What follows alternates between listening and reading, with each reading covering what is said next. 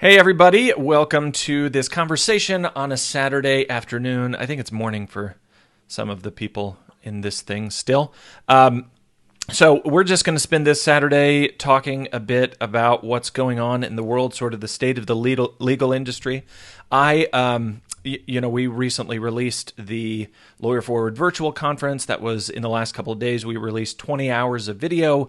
I do not expect that you guys have all watched 20 hours of video because that would be ridiculous.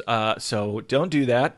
But you will be watching it over the next couple of weeks. My goal, my aim was to make it so that we could engage with this stuff over time so that we weren't just dropping information on you and you're supposed to figure it all out tomorrow and feel that pressure. So don't feel that pressure. We want to engage with you over time to talk about these things. So this is sort of kicking off the longer term engagement. I wanted to get smart people from around the industry to talk about what's going on, just sort of the state of things and a little bit about planning, what we can do differently. And so I have 5 smart people here and me, and we are waiting on one other person, Kristen. So I am going to check on Kristen one more time, and I don't see her there. All right, and now I just moved everything so that it showed me the Zoom little login page. So sorry about that. All right, so here is what we're going to do. We're going to have a conversation about what's going on now, what's coming into the future, and a little bit of planning stuff and what we're learning from other people who are trying this. So before we get started, I'm going to go down our panelists. We have 5 who are hanging out with us. If each of you could introduce yourself, maybe tell us a little bit about what you do, and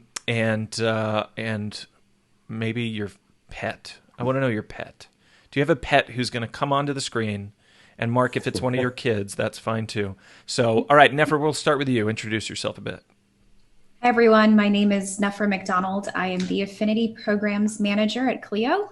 And so what that means is I manage the 66 plus bar association relationships we have across North America. And we also do live events, which are not exactly happening right now. So they're happening on the virtual stage, so to speak. So we've done a lot of pivoting over the past few weeks with that. Also been helping to lead our teams internally as far as what we're doing in response to the current state of things, COVID-19, what it means for the legal industry and for our industry, really. And my dog is chewing a bone right now. So let's see if he'll let me tear him away from it. This is Harvey Dent. There he is. Named He's just got the one face. because he is super sweet and then super spicy all at the same time. So he might pop on a little bit later. I'll let him get back to his bone. He's pretty on both sides, though, so it ruins the theme. Thank you, Nefer. Maddie, what about you? Maddie Martin. I'm the head of growth and education for Smith AI. We are a virtual receptionist company for calls, chats, text answering, Facebook message answering now.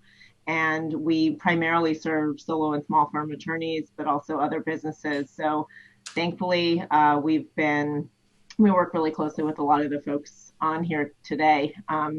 And we really have also primarily focused a lot on in-person events, online events, but thankfully our team works remotely already. So our receptionists are in home offices. We've been that way for 5 years. So we were really well positioned to just really carry on the day-to-day and handle, instead of internal change, all of the changes for our clients that have had to, be incurred as a result of this crisis. So just very grateful that we could focus our bandwidth on our clients instead of sort of reconfiguring how we work.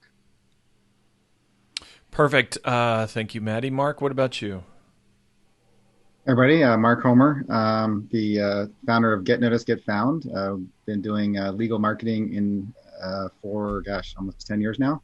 Wrote a book about 10 years ago, and I think that's how we ended up kind of growing over time. It's just people read the book and reached out, and then next thing you know, we're speaking everywhere. So, let's see, a little bit about us. We're also similar to Maddie. We were remote first organization, even though we have an office. But so we've been able to kind of continue and work with a lot of clients. I would say that interestingly enough, the last 4 weeks, I think we've done as much technology consulting as marketing consulting, helping people, like, oh, where do I put my documents and how does Zoom work, and getting credit cards set up. And so it's been interesting last 4 weeks, but it's been a lot of I think a lot of fun helping people make the transition.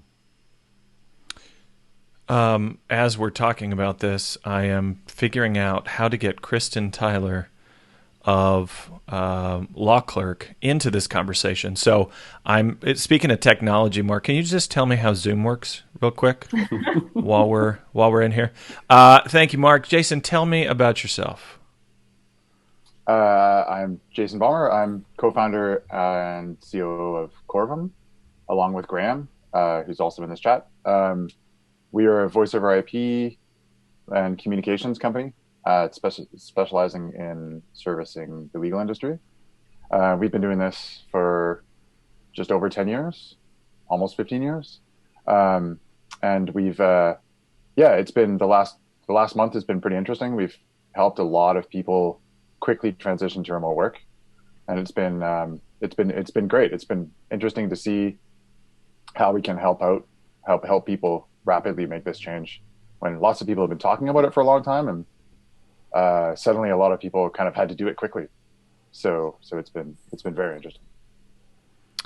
Awesome. And finally, Graham, I say finally, Kristen's joining us. So Graham, tell us about yourself. Hey everybody, I'm Graham Nelson-Zutter. Jay did a quick intro for me. I'm his co-founder at Corvum. As Jay mentioned, we've been doing voice over IP services specialized for lawyers. We started in this industry back in 2006, so it's nice to be very comfortable with the technology that enables remote work. We have been so busy recently, and although lawyers were probably a little phobic of voice over IP and some technologies, including Zoom, we've been able to show them that this is a way that they can keep on running while things are crazy. And we hope they take advantage of these tools even after the COVID crazy. And yeah, it's been a really interesting ride, and it's been great spending time with other interesting folks like everyone on the panel today. They're just trying to solve these problems together. Awesome.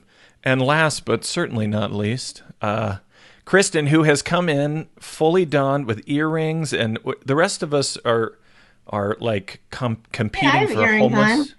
Yeah, you do. I mean, I have a belly button. I can't talk about the stuff without earrings and lipstick on. I'm sorry. You know what it's I mean? Just who I am. Kristen, tell us about yourself real quick. Kristen Tyler. I'm one of the co-founders of the company called Law Clerk. You can find us at lawclerk.legal. We help match up busy attorneys all across the country with our awesome network of freelance lawyers to help get more work done on a project-by-project basis. And that's us in a nutshell. Sorry, I'm a little late. I'm on the West Coast. My kids slept in, and they like breakfast. I was like, so annoying, right, Mike? All the kids and all the food.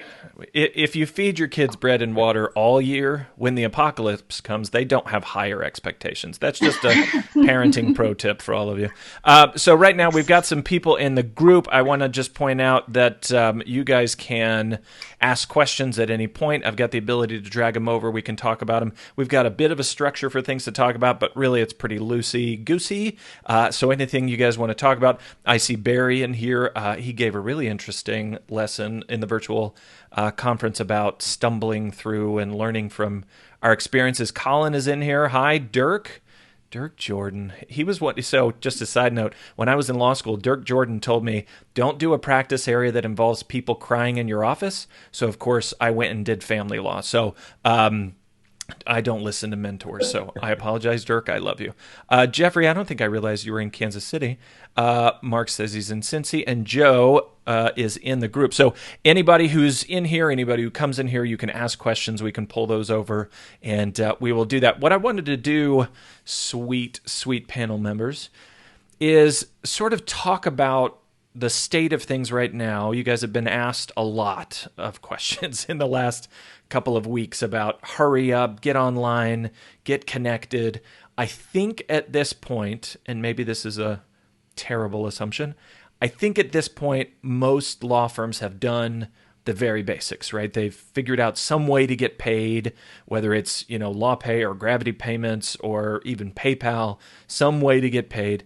I think most of them have put at least current cases onto something like Dropbox. But I mean, we're probably broadly the very basics. And so maybe we have a conversation about optimizing, but I wanted to talk about this now, which is 3 weeks into this, and a little bit about planning into the future and what we can learn from each other. So first, let's start with the now. Like I said, you guys have been asked about stuff for 3 weeks. What's your sense? Is your sense that, and y'all can all feel free to answer throughout this thing, really. What's your take on what's going on right now? Do you think my assumption's right, that lawyers have got the basics down?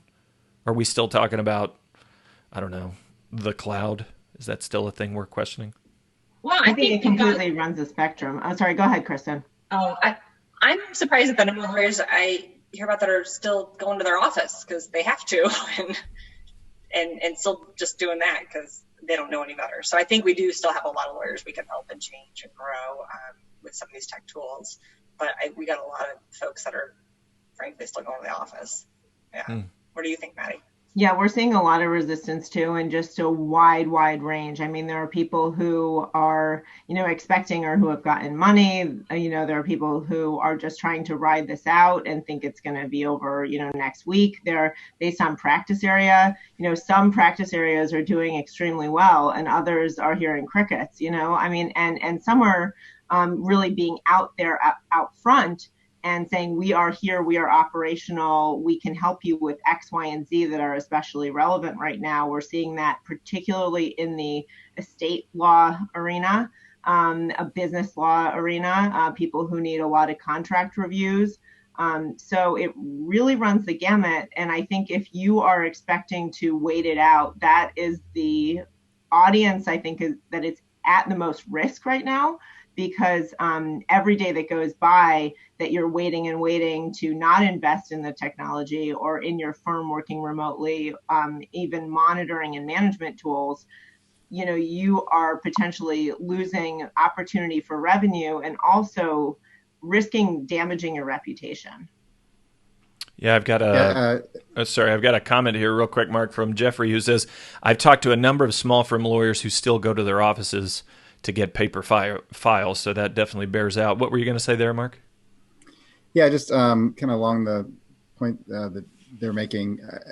So we manage a lot of websites for law firms, and so when this happened, it was pretty much one of the number one things was, hey, on your website, let people know how they can get a hold of you. If you're still in office, what the hours are now, what the process is. About 70% of our clients called that weekend, right? And it was just crazy time. But then 30%, I would say, we've been proactively trying to reach out to and say, hey, what are you going to do? So I would agree that there's still a portion of people, even, proactive people that are working with a law firm, marketing agency, right? So that are kind of putting their head in the sand a little bit.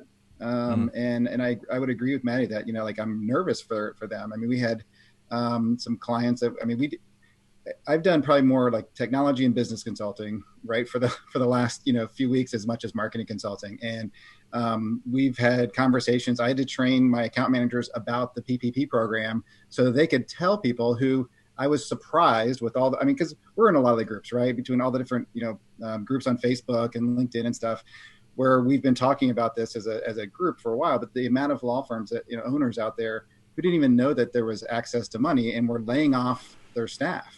So I had somebody who said, hey, I have to lay off my whole staff because we were told we're a non-essential business, just like dentist office, which, by the way, the fact the law firm thinks they have to run like a dentist office and can't continue working was, these are the kind of conversations. And this is somebody who spends a lot of money on marketing and has I think, 8 staff people or something like that. So it's not a small solo firm. And there's a lot of people out there that aren't even aware of some of the programs they need to do or what they should be doing right now. It's just, I need to wait this out for 4 or 5 weeks. And that's been a little shocking. I think kind of coming into this over the last couple of weeks, realizing that there's still a lot of people out there like that. Yeah, I had somebody message me the other day asking about direct message me. This is a solo lawyer who's been in the Lawyer Forward group since the beginning, so for 6 years or whatever. And she I mentioned she had applied for the disaster loans, and I said, well, I think the PPP is going to have better terms. And she's like, what's a PPP? This was like 2 days ago. So, Nefra, I wondered, when George came on for his session, he gave this data point that among Clio users, just an insane number had added online payment capabilities in like the last couple of weeks. That's a data point. Are you guys seeing a lot of more actual use? Okay, I'm going to admit something. I had Clio. I was the first student user of Clio, that the rumor is. So I've had Clio since the very beginning. And most of the time, I didn't use it the way it was supposed to be. I didn't use it very much, but I'm guessing that now people are really learning Clio. Is that fair? For sure. Yeah, we knew that there would all of a sudden be this need, especially amongst Clio users already, to use more parts of the product that you weren't just doing the manual way. So we've started a quick start program that runs concurrently every day, 5 sessions that take you through like the super essential stuff that you need to know in Clio Manage, all of the features that are going to be especially useful right now. And in the next 2 weeks, we're going to be rolling that out for Clio Grow as well. So we're seeing tons and tons and tons of people register for these sessions just to get up to speed. We're also doing one-on-one hours with our support staff. So if you attend one of those sessions and there's still something you want to dig into or implement right away, you can have some one-on-one time to kind of get hands-on and get something up and running. But I think that part's been we've seen a great response from it. It's been really successful. And the big thing for us is wanting the firms that are using Clio to be successful, but also if there's anyone out there that hasn't adopted cloud-based practice management, we want to be able to get them up to speed as soon as possible. Yeah, I think Jack told me once the total usage among solos and smalls of any kind of online practice management was under 20%. Like it was actually still relatively rare. And this was as of, I think I talked to him a few months ago, but I'm curious, do you guys have a sense of what clients are doing? Like the Corvum guys, I don't know if you were able to track any kind of incoming calls. I think Maddie can probably speak to this as well. Any sense of what's going on with client demand? In terms of their own clients or workload, or? Yeah, so like our law firm's still getting the same number of calls. We've been doing these Facebook Live sessions with different lawyers at 9 p.m. Central every day. Tune in. Talking about what's going on with them, and I'm seeing, like Maddie mentioned, a bit of a mix, right? Like some practice areas are still busy, but even with the busy practice areas, a bunch of them, the total call volume is down. I'm wondering if are you guys seeing that? Are you getting that sense from lawyers that work with you that their clients' call volume is down right now? It varies. Like you're saying, it seems to vary. But when we've been looking at how busy some of our accounts are, lots of them have actually increased. But that's because from our perspective, they're forwarding their calls out to mobile phones now. So anytime somebody's using an external phone, that looks like 2 phone calls to the provider because there's one coming in, one going out. So the accounts seem generally like they're quite busy still, but a lot of that can be internal calls, people calling each other, and these forwards that are going on. So there's still work being done. I haven't seen it really decrease significantly. Where I have seen more of a significant decrease is with some of our older clients who are not necessarily in the legal industry. Some of them I've checked out because they're in specific industries that are obviously decreasing. They seem to have decreased more so far. But I think because lots of the law firms have more of an ability to do remote work, I think, than some of these other customers that we've seen from the past. So I think that lots of lawyers and law firms are better able to do remote work and keep things going than some other industries are. So in some perspective, I think there is a benefit here, and there are lessons to be learned, and there is an ability to continue depending on what kind of practice you're in, of course. Maddie, what about you guys? Have you seen uptick, downtick? What do you see? I would encourage that, like, we don't just consider calls anymore as a way for clients to get in touch with the law firm. What we're seeing is more and more screen time and time spent texting.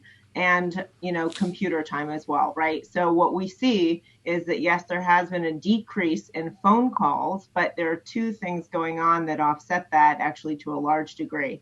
There is a lot of focus on Zoom calls and setting those up for meetings. So if they were actually meetings and not new client inquiries, that's going to be some of that volume. And then the other thing we're seeing is an increase in text and Facebook and web chat.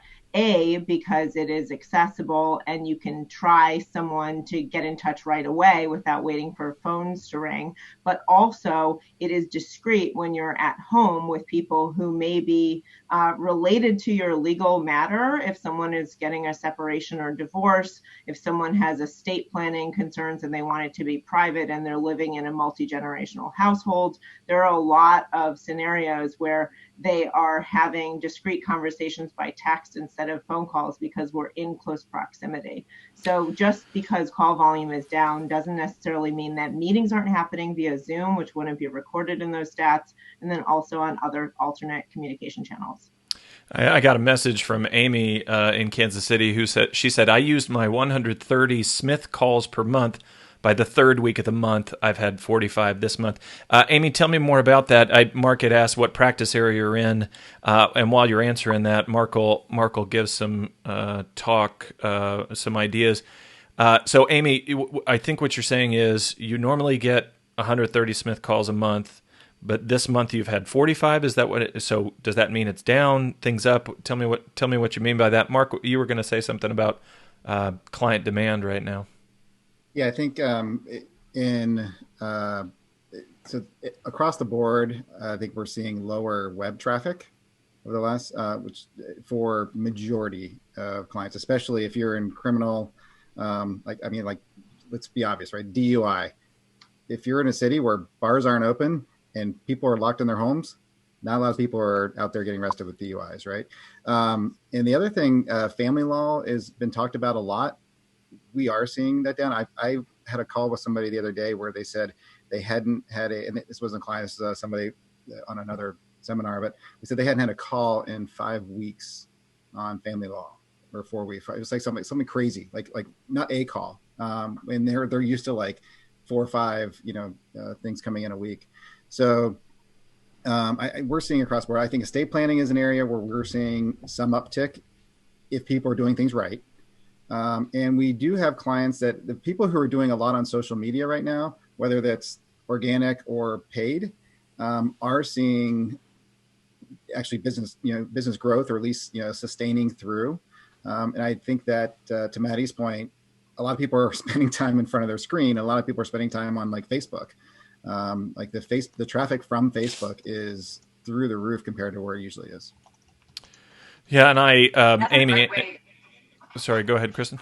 Oh, I was going to chime in. If you haven't tried out the chat feature on your website too, depending on your flow and practice area, like we activated that on our company website a few weeks ago, and that's really been getting increased use. And I think Maddie, your company does chat too, right? Or you can help staff that, because staffing the chat feature is the problem, obviously, when you want to have it active the majority of the business day, but if you're a solo or small firm, you don't always have someone that can manage that for you. But we turn on the chat, and that's been a big boom. And also, I think courts are starting to get it figured out. So I still am a licensed attorney, and so I'm getting the updates from my state bar, from the various courts in our state, and things are coming back on in different waves and different phases, where they're giving us the ability to continue to get work done, but in drastically different ways. I was on a court call, and a local judge said that, this is forcing the court IT systems to get pulled into the 21st century, dragging and kicking and screaming.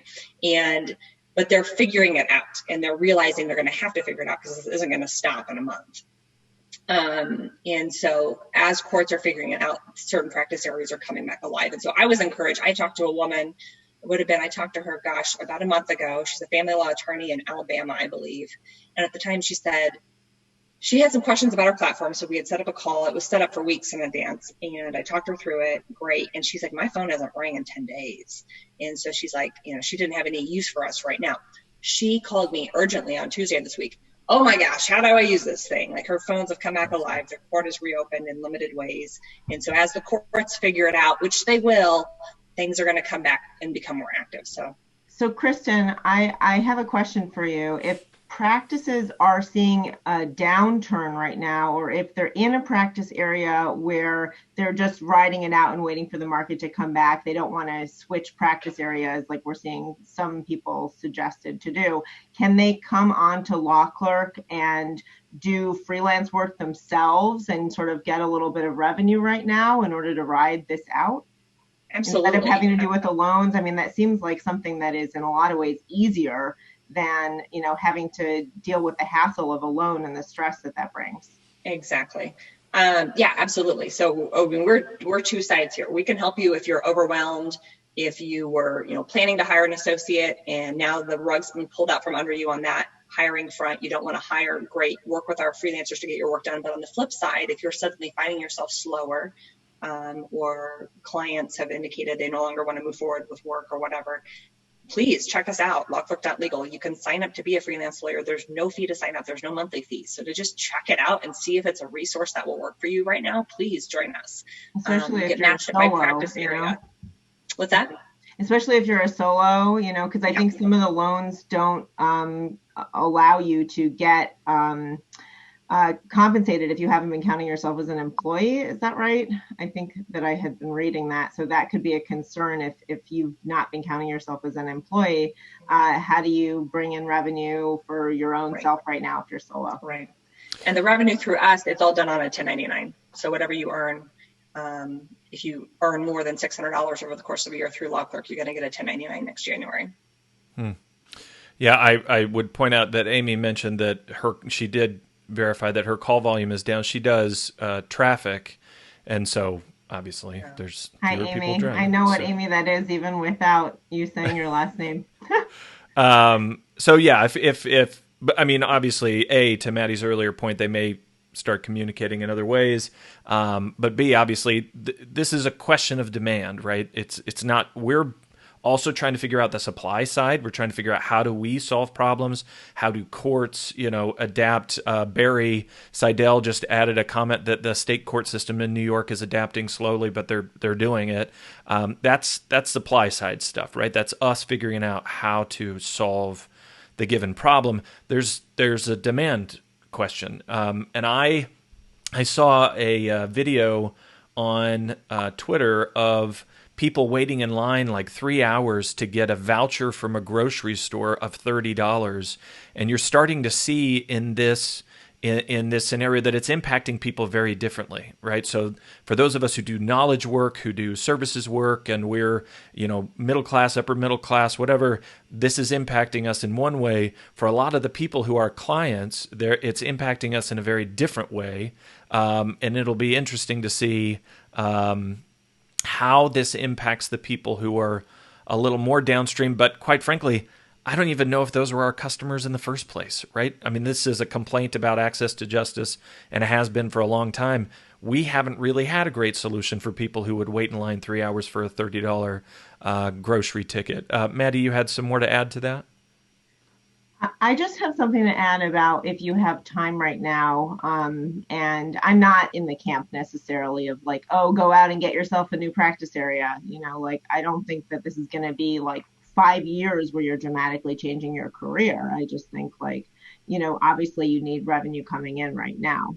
But two things, you can build value in your firm that is substantial right now, that is not necessarily doing casework. Like if Amy's here with us, I know she's a master networker, and she is a big source of referrals, not only to Smith AI, but I'm sure other businesses, and strong in her community, because if you do one thing, you probably have that perspective in everything that you do, right?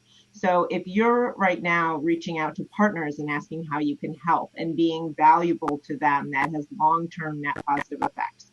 Also, if you have time right now and all of those things that you've been putting off that will allow you to operate more efficiently and effectively, building systems, diving more deeply into Clio, and taking more of your paper online, all of those things are things that when this goes back to normal, so to speak, whatever that new normal is, you're going to go right back to not having time to do those things. So take the time right now to build value in your firm. It is going to pay you back, even if it doesn't immediately. I totally agree with Maddie's point there. If I could just interject a bit, one of the things that I believe fundamentally that will be impacted after we get through this is the ability and understanding to allow your staff to work remotely if you did not do that before. And tooling up right now is just a great opportunity to have a more humane work environment after this is over, because we don't know what the projections will be. There'll probably be some bumps in the road where we might have to go back to remote working again. But if you are a more traditional firm with an office, do you really need to keep your staff glued to their seats 5 days a week or 7, depending on how many hours you work? There's an opportunity here to maybe suggest that Fridays are from home.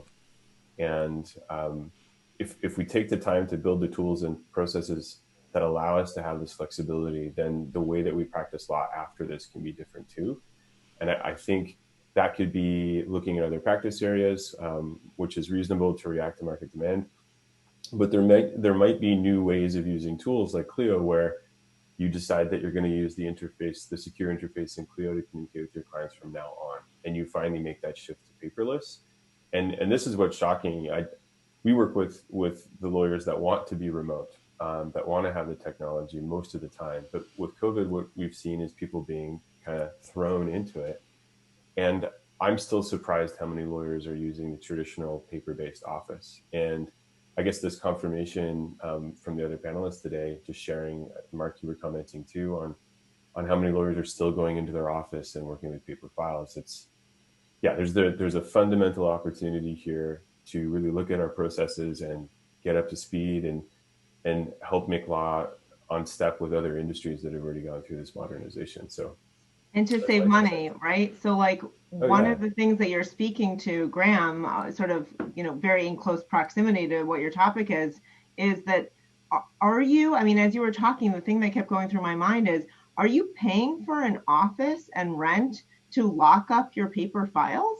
If so, just confront how much money you're spending on something and compare that to the cost of a case or practice management system and some of the other tools that you may need.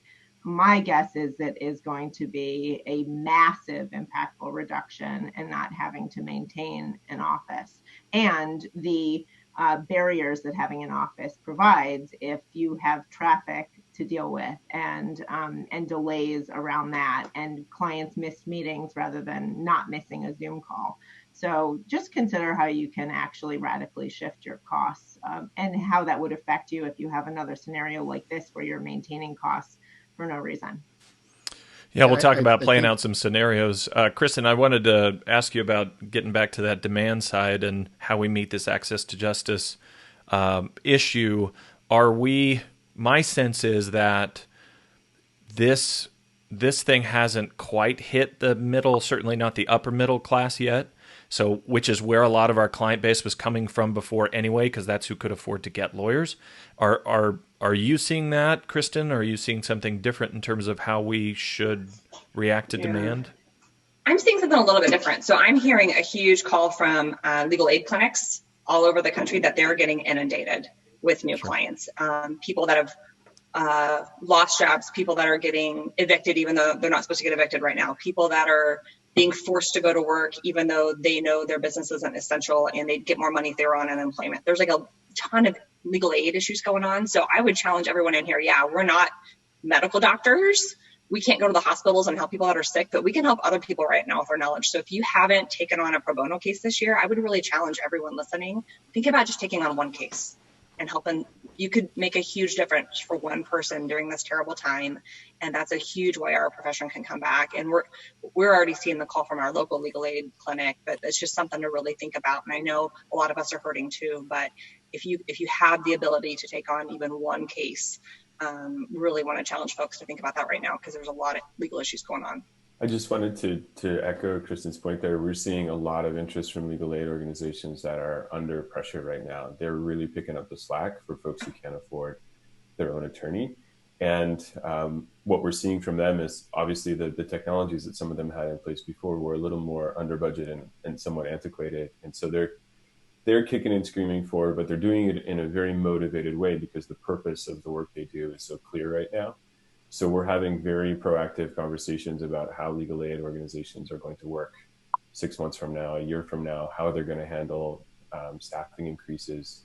And there's an anticipation that hopefully their funding will increase, because I think the need is definitely increasing. I don't know how it works in specific jurisdictions, but my understanding, my stepfather did legal aid work when I was younger, that you can add yourself to the docket, and there's a mixture of being paid for the work and pro bono. Is this a correct understanding?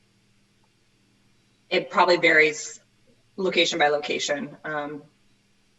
Here where I'm at, our Las Vegas legal aid clinic has, I think, 65 attorneys on staff. So yeah, those folks are doing pro bono work all day, every day, but they're on staff getting a salary.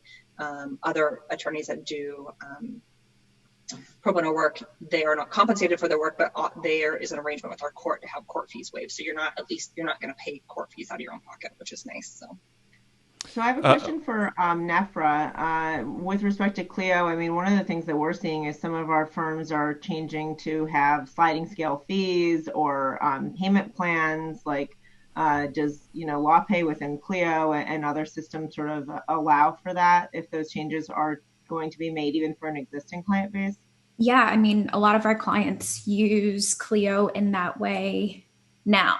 So the people that are shifting to that are now catching up with people that are already using Clio to support those kinds of alternative fees or payment plans or things like that. I mean, one of the things that we need to remember is that everyone is struggling in some way, and cash flow is going to be one of those common threads.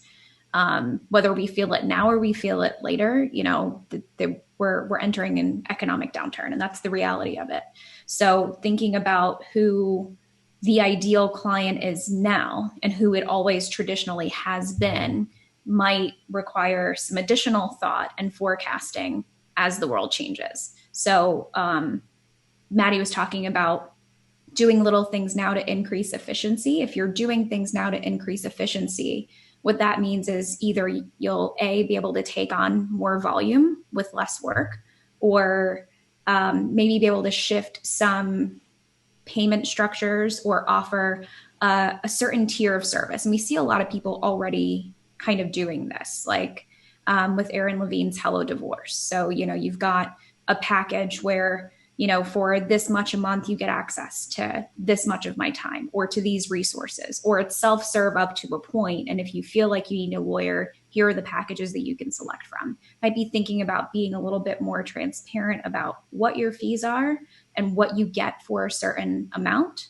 and giving people the flexibility to sign on for more if they need more help. But there's a lot of opportunity here if we just take some time and think about, okay, here's where my business has been. Here's where things are going. Where do I feel like I can fit, or that my services could be tweaked just a little bit to be a good fit for the new market?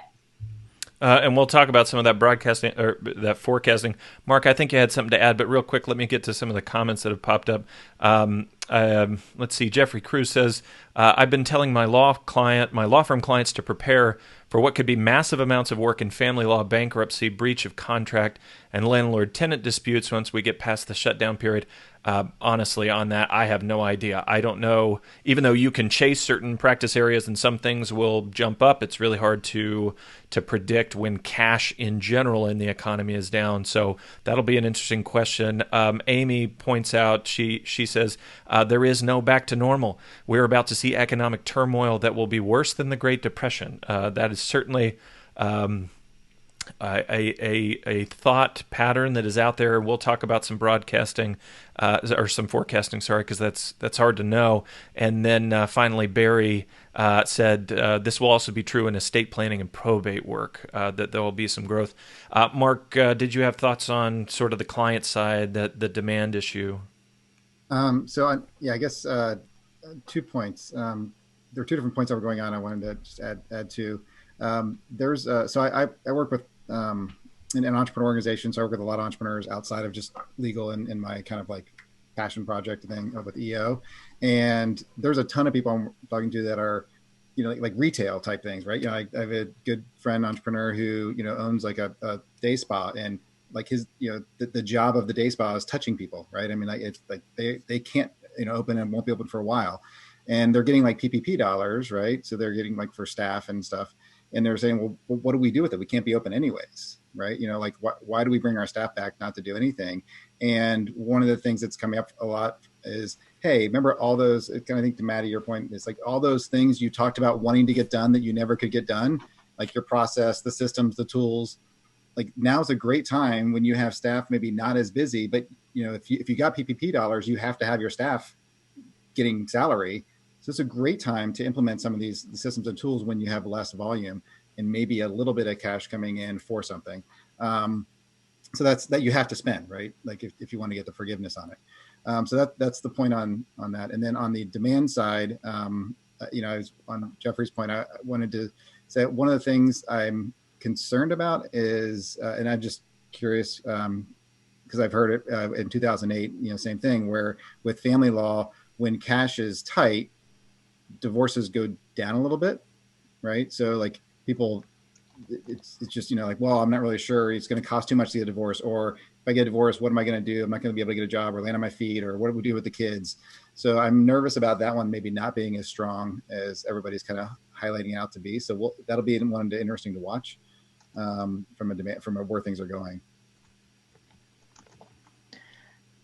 Okay, so I love your first point, Mark, and I think that what you're talking about, okay, you can't go to the office where you do the service, right? Like if you have a day spa, you don't have a massage table to actually do massages, and you can't do them anyway, right? And you can't do them virtually, frankly. But what can you do if you have that type of business, just to carry on that metaphor, because everyone here will understand how it translates to them?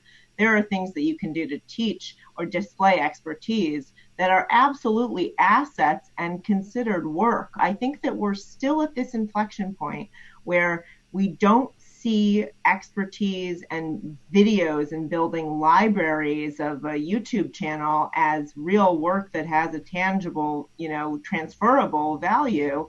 And there are many lawyers who have figured that out, but many, many more who haven't. So if you take the day spa example, you have staff who have expertise that can talk about how to do massage effectively for your partner or for your kids, right? Like how to reduce stress during this time and how massage is effective at doing so, or a good, cleanliness routine, or different like healthcare routines that you can teach people to do at home, or even home remedies, or like, when I was a kid, I'm sure Nefra and Kristen, you relate to this as women, like we would talk about homemade oatmeal face scrubs, right? That's a day spa example, right? You can build videos around things that are useful to people right now that also engender good faith in your business and a positive brand sentiment. Lawyers can do that as well. You can also spend time building these forms into a way like, Hello Divorce and some of these other systems have, by mapping some of the forms that are required for legal services, filing for divorce or filing for, various benefits. These can be digitized using form tools or Typeform or Gravity Forms or things like that. One of the most brilliant things that I saw from Tri-City Legal, which is a Chicago tenant lawyer firm, they basically built eviction notices, which maybe not the most tactical example right now, but let's just say it is a fairly straightforward form. You have the rent that's due, the tenant names, etc. They would have those filled out on their website and emailed as a completed form with directions for them to submit it themselves to that user. I mean, that is extremely service first. It is a way to stay relevant to your audience and deliver something of value. And then, yes, you follow up and say, do you need help with that eviction? How is it going? And that can fall under any category where there are forms you can help people fill out themselves, and then you're the delivery method for carrying that forward alongside them. Yeah, the number one thing I'm telling people right now is if you can focus over the next, or for the last few weeks and the next, few weeks on your brand as a law firm in your community, that is going to do wonders for long term, because if you build the brand in of your law firm and you and your community, and don't over focus, by the way, on the niche right now, in my opinion, because have somebody just when they need any kind of lawyer question come to you, and then you can refer out or figure out processes and tools and FAQs and so, but be the person they think of when they think of lawyer in this community. And that, from if you're currently doing, like a lot of people are doing, like, oh, I'm trying to, pull together gift cards for, hospital workers and to help out this restaurant that is awesome in my community. And if you're doing some of that, talk about it on social, get some other people involved. We had one client who, started doing that and then kind of challenged everybody and say, hey, let's get everybody involved in the community, all the other entrepreneurs in this community. And now they got a whole groundswell of thing. And they are the lawyer along with these other entrepreneurs in their community doing this, right? And building up that brand. Again, the ones that we're seeing having the most success right now, and success may be relative, but some are actually doing better than they were 4 weeks ago, are the ones that I would say were stronger brand presences from a social perspective. That makes sense. One of the things that's happening with us, and maybe this echoes the expert experience of the lawyer who's just there and is known as a lawyer to the client, is clients are calling us and asking about things that don't directly relate to what we do for them. And of course, we take the time to guide them through the questions they have.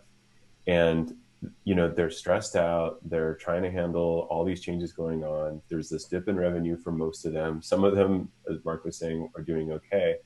But we're finding when our support staff are on the phone or some of the conversations that Jason and I have had with clients, we're really fielding questions about lots of other subjects, and that's totally okay. In fact, that's great that we're able to address things that have nothing to do specifically with the payment relationship that we have.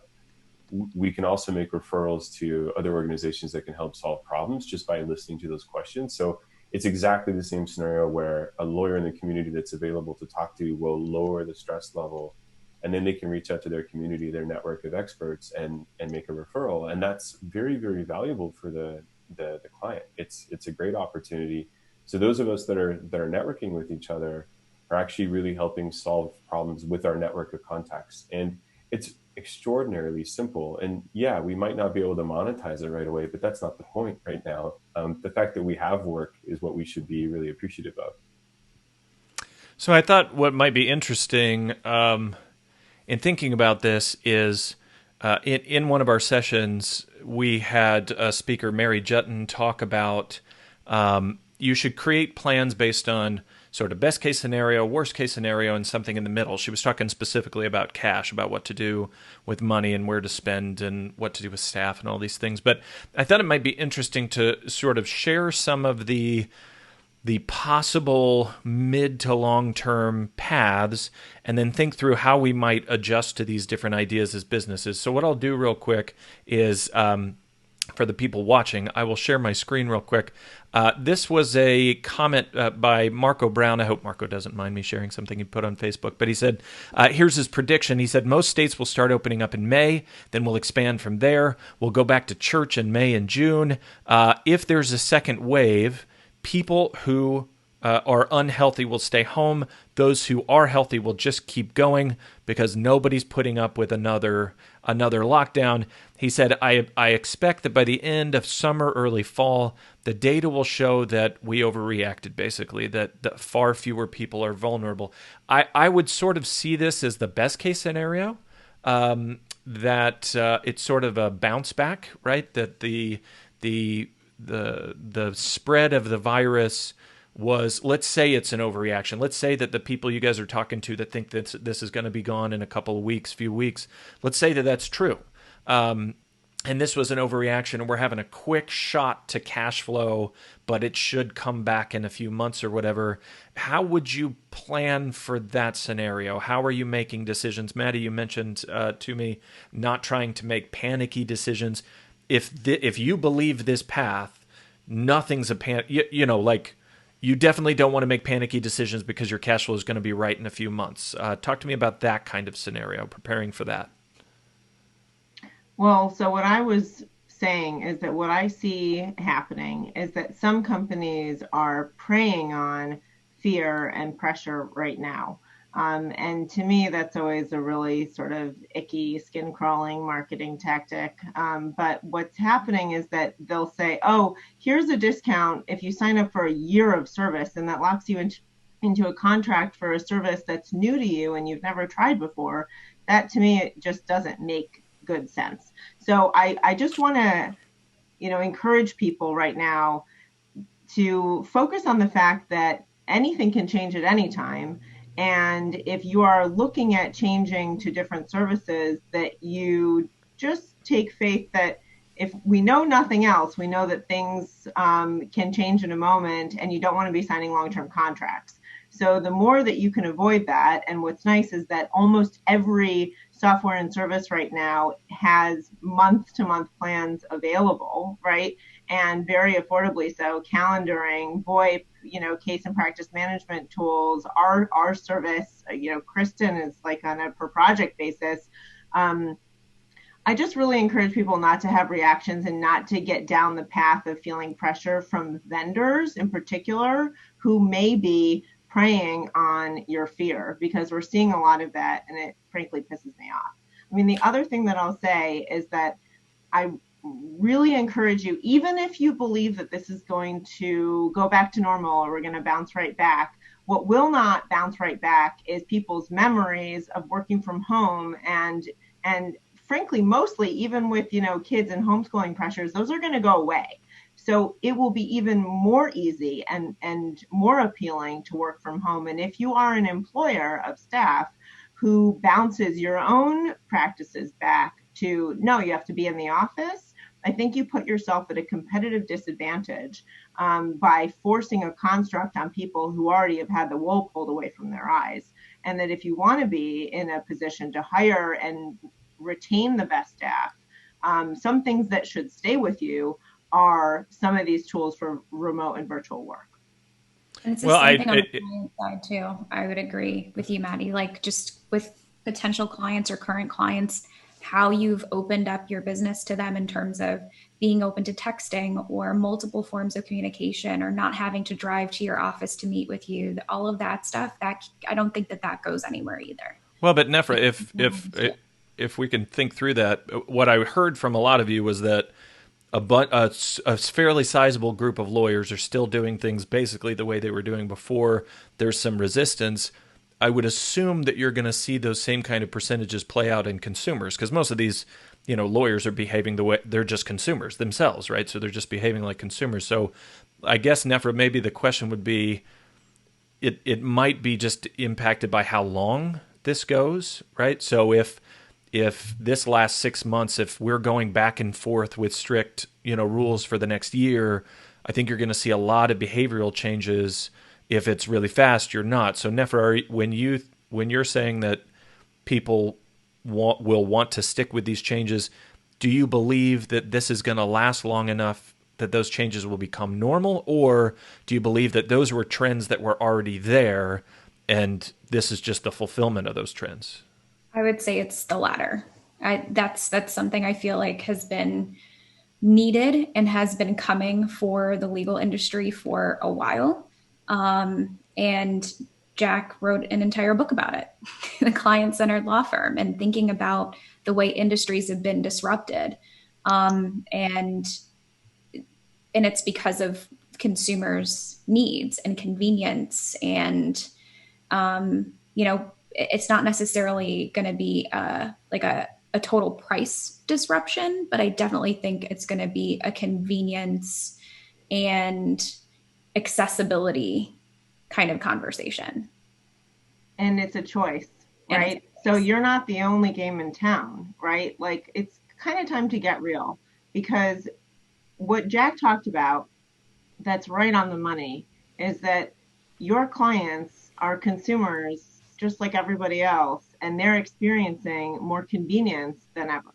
So if you charge a convenience fee for a drive-by signing, like some of the estate lawyers are doing right now, then by all means do that. But if you have a cost incurred of doing something digitally now that you didn't have before, then that is within your right as a business to build that into the cost that you pass on.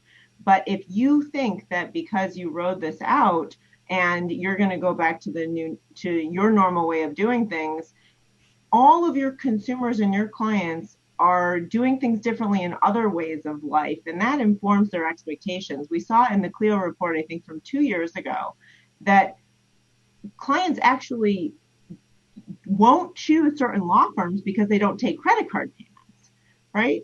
So, I mean, what does that say to you? Like, this is actually a binary sort of effect here where you could be crossed off the list if you don't accommodate some of these now standard consumer demands.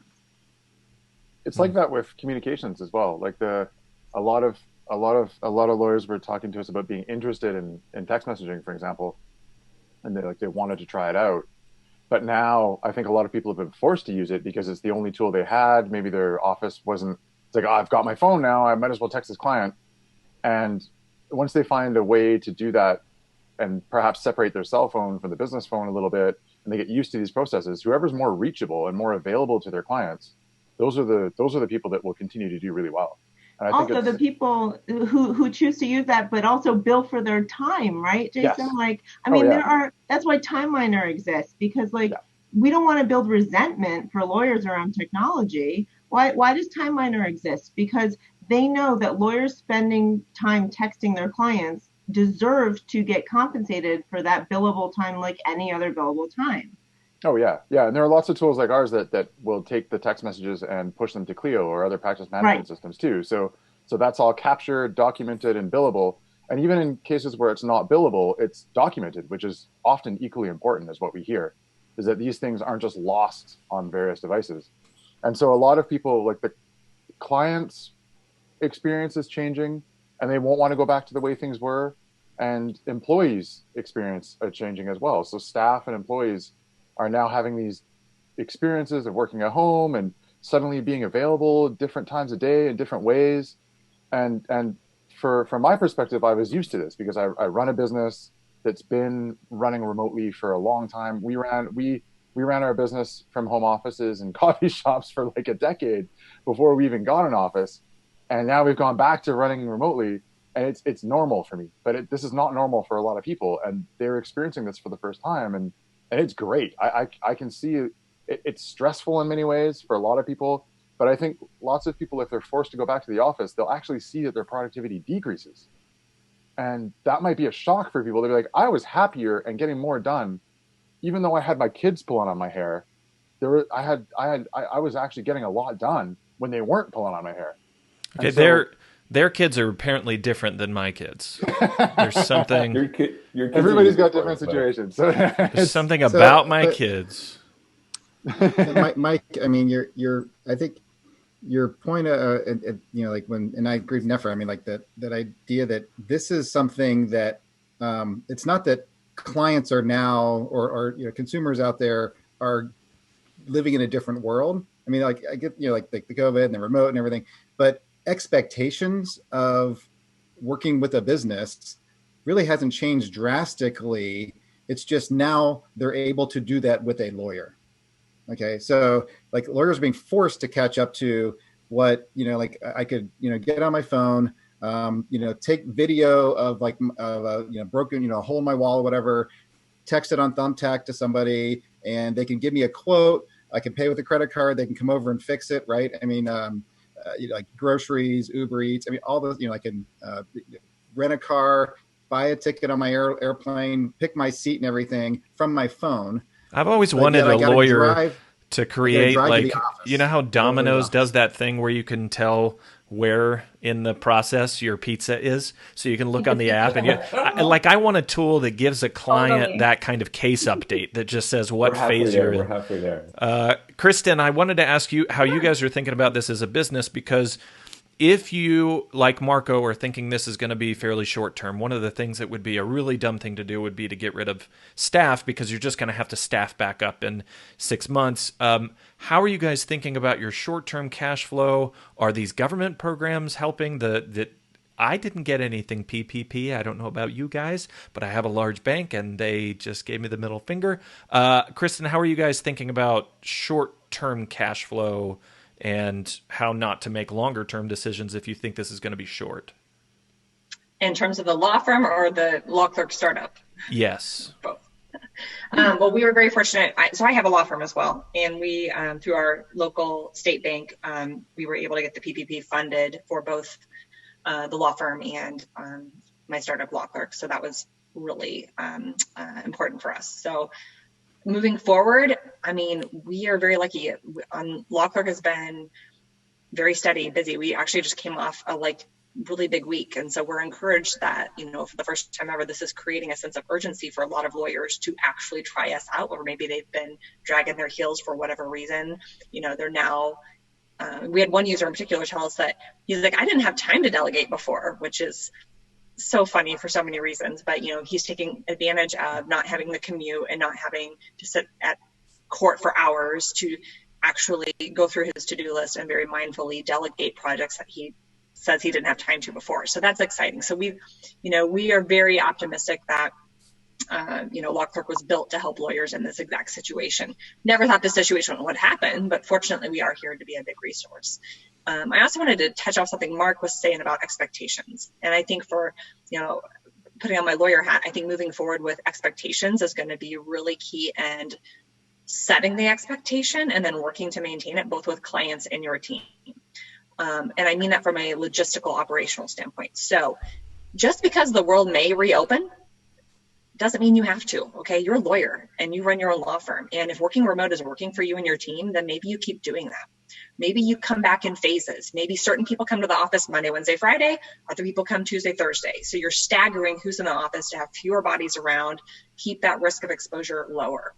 You also need to think about if you have in your physical space, if you plan to go back, are your employees smushed together in cubicles that are 3 feet apart, or do you have some space? So think about that and what adjustments you could make to your physical space to make your team feel more comfortable and valued, that they're going to stay healthy when they come back to work. So I think that's really important. I want you guys following your employees around and telling them to wash their hands, because this has long been a concern for me that people don't wash their hands enough. So I am happy as a pseudo germaphobe that people are finally paying attention. Yeah. We have a designated team member that twice a day, their job is to take Lysol wipes and go wipe down the common things, the button on the water machine, the copier buttons, light switches, the door handle. People are gross, people. People are gross. People are really gross. So, Kristen, quick question. Yeah. I mean, so you and I had a quick conversation about this maybe a few days ago, but the idea that think about, and maybe somebody mentioned this earlier, look at, as a percentage of your revenue, how much is your office space even costing, right? Yeah. And then if you don't have a lot of room, how much of your office space is taken up by file cabinets, right? I mean, if you could get rid of a ton of file cabinets, I think, Krista, you even mentioned when I did a tour of your space, I think you had a room that you said, oh, this people are in here now, but this used to all be file cabinets before we went all paperless, right? I mean, it was and I've heard that from many law firms. It's we didn't have to grow in our office footprint because we just got rid of all the file cabinets when we went paperless and moved to all these online systems and cloud-based tools and stuff. So you could, talk about cash flow, right? You could possibly save some money on your next lease renewal by downsizing if you don't need all the space, if people are going remote more often, or because I do think there is an issue if you're from a true marketing local search perspective. I have an SEO issue that I always have to remind myself is that an office space is needed for local search, unfortunately, because Google doesn't understand the world everybody lives in and they think everybody's a pizza shop, right? So how do you resolve that, Mark, if you don't have a single physical office? What is your recommendation? You don't. I mean, you don't get a Google map listing, or because you don't want to give your home address, right? I mean, most people don't want to make their home address their office space. So it blows. Google does not believe that virtual offices are a thing and that matter, because the Google Maps algorithm is built for retail. So why would the giant internet company know that people can work from home? I don't. And by the way, they don't care about. Are there any sort of I don't know, I know I've heard other marketing agencies talk about different tactics, and maybe that is not something that you agree with, and that's why you say that, Mark, that there's nothing that you feel is sound that you would make as a recommendation outside. I mean, you can do things, but you're not going to get the map listing, right? So you can do a lot of content around your area, and you can you can get found in other ways. Paid advertising is a good spot to put it. But you can have a location in a virtual office, right? you can put paid advertising to get that listing raised. But we just did this at Bedlam. We had 5 agencies that I all trust, right? And this is basically what ultimately came out is there's no secret little way around this anymore. It just because Google doesn't care about service businesses, they think in terms of retail for maps, because they're a massive company, and the massive businesses are mostly retail, right? That's what they're trying to solve for. And attorneys and doctors and dentists and chiropractors and stuff kind of get wrapped up into that. Now, dentists, doctors, and chiropractors need to touch people and see people, right?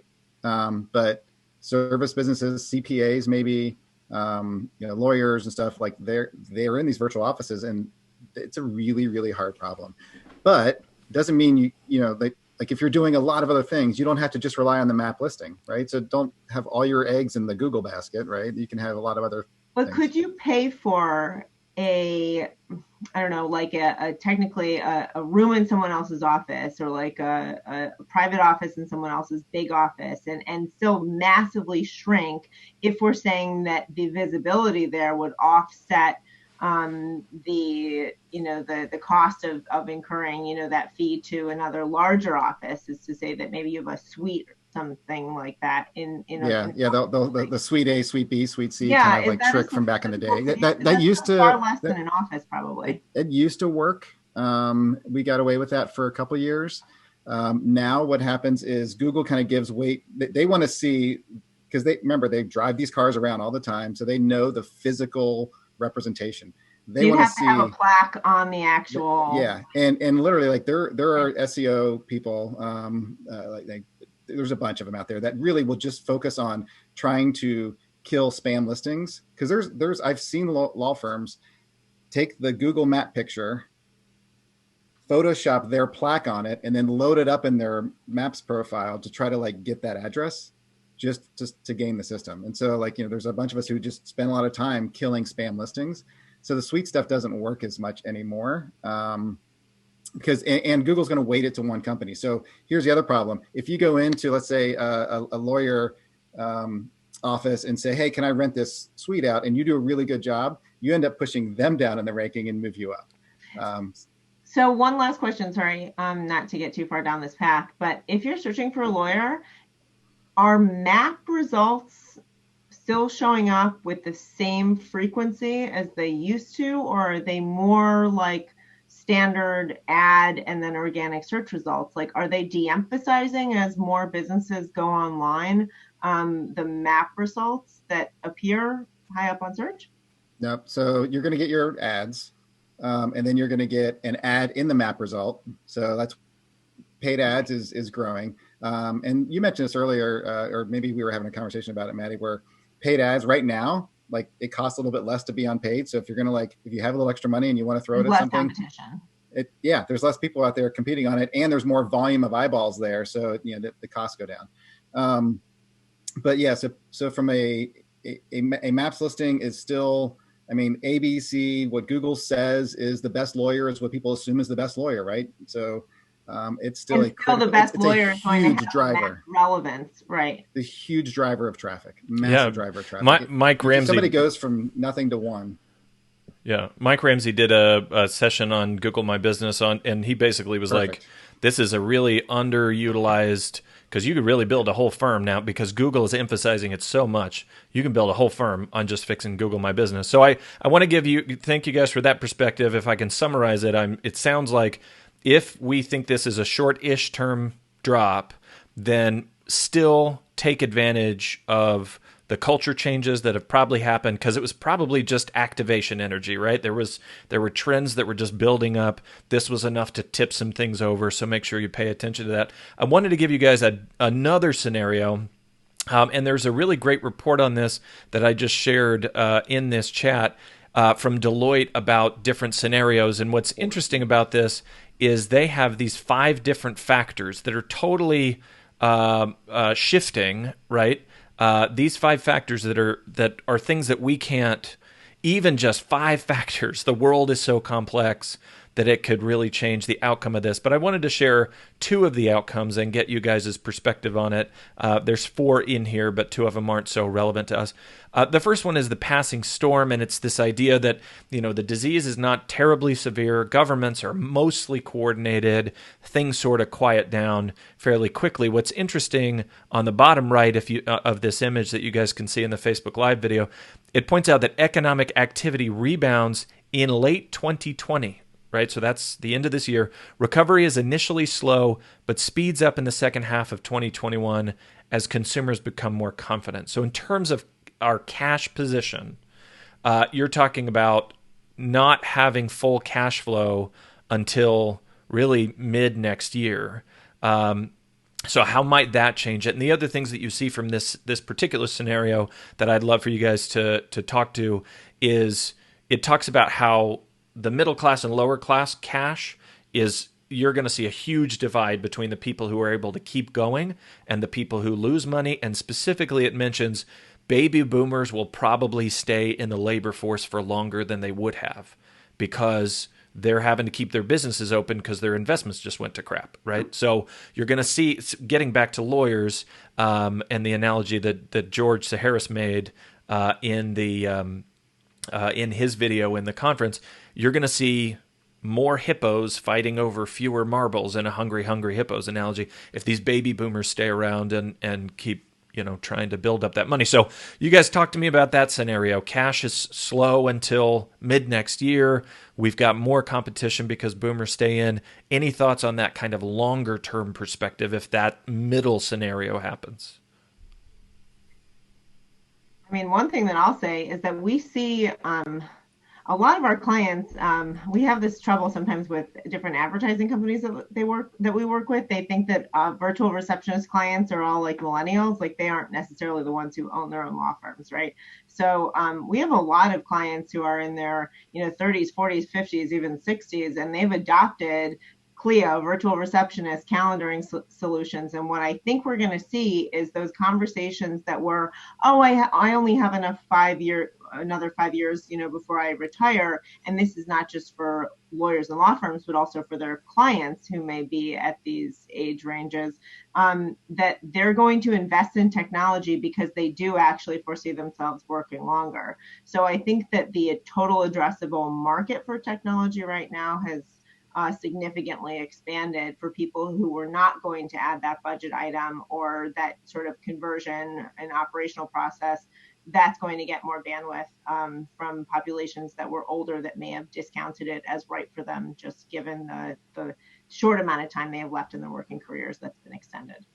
I just wanted to echo Maddie's point there. A trend that we were already seeing before this whole upheaval was the near retiring senior lawyer with a huge contact database, a huge list of happy clients, was looking at the retirement agreement that they had with the other partners in larger firms and saying, you know what, I'm not going to hand over my entire list. I do intend to work for another 10 years. And I'm going to take that smart millennial who's been rising up in my firm, and we're going to go start our own firm. And we're going to do it with the right modern tools. We're going to have flexibility about quality of work. And this senior near retirement lawyer is trusting the younger lawyer who is a little more tech savvy to make these purchasing choices and to prove the return on investment. And so that trend was already going on. I think when we look at the upheaval of larger firms coming back, the hippo visual is pretty apt. They might not be able to sustain the business model they had before. And so if this near retirement lawyer is getting back to the larger firm and realizing that it's unstable, why would they stick around when there's an opportunity to work with someone who is going to adapt to the market conditions going forward and find those efficiencies that we've been discussing for the last hour? Yeah, I think if that scenario plays out, Mike, with recovery and cash flow next year, it's going to be really interesting if big law can sustain that. Or I agree with Graham. I think you're going to see a lot of people that are through their own individual book of business able to sustain work. They're going to leave because they're no longer going to be willing to shoulder the overhead for the bigger firm that is just so heavy with the month-to-month costs that they can't shed easily or quickly. You're going to win better if you could be a lot more nimble, a lot more flexible, and offer clients creative fee structures. Yeah. Well, right now, so let me step back to your first question. So at the entrepreneur organization across all these businesses around the U.S. and worldwide, but in U.S., like we're being told, hey, be at least have enough cash to kind of like get your business limping through the end of the year. Like people are already saying, like, you're not going to have a new normal. So if you got the PPP loans and you can cut here, and Amex is letting you pay later, and do all these things you can do to get enough cash to support the business that you want to have by the end of the year. That may be not enough, but that's kind of what we're telling a lot of people. To Kristen's point, it's been and probably Graham as well. It's been interesting because large law is laying off all the support staff, right? They're getting like, admins, marketing teams, people that, like in legal marketing association, I heard like all these like marketing teams just being cut, all the admins being cut, paralegal. So if you're in big law and you're the lawyer, you're used to having all this work and support done. And now it's falling on you to do, right? And you're having a hard time getting clients, and you're having, so to Graham and Kristen, like it may make sense to go off on your own and have your own smaller, like with the tools and systems and stuff to actually get a lot of that done for more in your pocket, less headache, less work, right? So I think that's going to be an interesting shift. And then, so there's that, and then I have one more point, but I don't remember it now. Well, I would point out, just as an aside, we'll talk about another scenario in a minute, which is basically that big companies will be ascendant. I would point out what we call big firms are not big companies, right? Like in the larger world, these are mid-sized companies, and there's been prediction of consolidation of those mid-sized companies for a long time, right? That and especially in this scenario, if the cash doesn't come back until later this year and then into mid next year, as Kristen pointed out, these big firms are partnerships. They pay out their dividends. They don't have money. They're just not sitting on capital.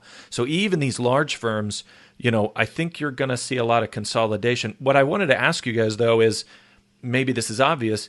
If you think this is going to last 3 months, you don't get rid of staff, right? You don't change your contracts. You're just trying to get through. If you think this is going to take a year, there are very few small and mid-sized firms that have enough cash to get through the next year if things really shift, right? Like if we don't see a big increase in demand.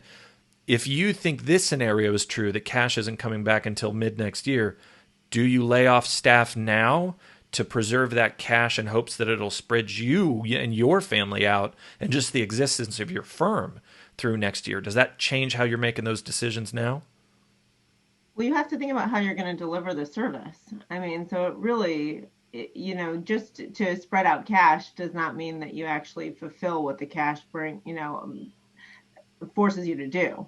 So, I mean, it's not like just this one little, narrow view of that. Like, you have to consider what staff you need, what staff can be used more valuably if you have technology automating things that you have staff doing, right? And then you also have to consider, the role of certain contractors who may be experts and staff that can transition to supporting multiple firms. Perhaps you share staff across firms because they don't need the direction of an employee and can operate as a consultant. So you pay for what you get from them, and then not everyone maybe, maybe that's a little overly optimistic, but more people can keep their jobs if you work strategically to share resources. Yeah, my nuance was cash to support the type of business you want to have, right? Not just hoard cash, right? So you're having to think right now, if you got a PPP loan, you need payroll. So utilize that payroll time to work on processes and systems and tools and branding and, right? So some of the stuff we talked about earlier. But yeah, maybe it's leading to the fact that people have different roles out of this. People are maybe working in outsourced capacity, switch some people to 1099s. Like maybe they can be usurped in another thing. And the other thing to think about is in that same kind of world, if SBA loans are going to be super cheap and easy to get here coming up, maybe look at leveraging some SBA loans and buying some well branded firms that are like, baby boomers looking to retire in your area and gaining quick market share and brand recognition by, leveraging, like an SBA loan to buy somebody out to let them retire. So Nefra, you talked earlier about the technology shifts, and what Deloitte points out in this scenario is that if we're looking at this kind of time window, what's probably going to happen is you'll see technology that makes it faster for us to do what we were already doing. So courts are an easy example. They'll do the same, like Cook County does status hearings every month in family law cases, which is insane to me. They'll keep doing those hearings, but they'll do them on Zoom. So meaning we'll use a lot of tools for efficiency, not necessarily for change. Does that make sense? Does that bear out, do you think, from Clio's perspective, that you're going to see a lot more people looking to speed up what they do now? Yeah, that's definitely what we're predicting. And I think as a business, we've got our ears really close to the ground right now. And, yes, hearing what people are saying they're experiencing at the moment, but also what would make this easier if this is the state of things for a while, if this is going to be sustained through the end of the year. Like, what do you have existing right now and what would make it work better? And so we're doing a lot of shifting as far as our product roadmap, maybe to speed up certain features or integrations that might make more sense. Like, for example, this week, one thing that had been in beta for a while that we were still working on some kinks on was adding payments to scheduler. And it's like one little tweak in being able to schedule an appointment and take a payment immediately without having to use multiple systems. Like, consolidating those steps into one from the client's perspective is a lot easier, but from the attorneys as well. And it's like those small shifts, those small steps that we're going to continue to take over the next few months to be more supportive of that scenario, but also is great for the long term for our customers as well.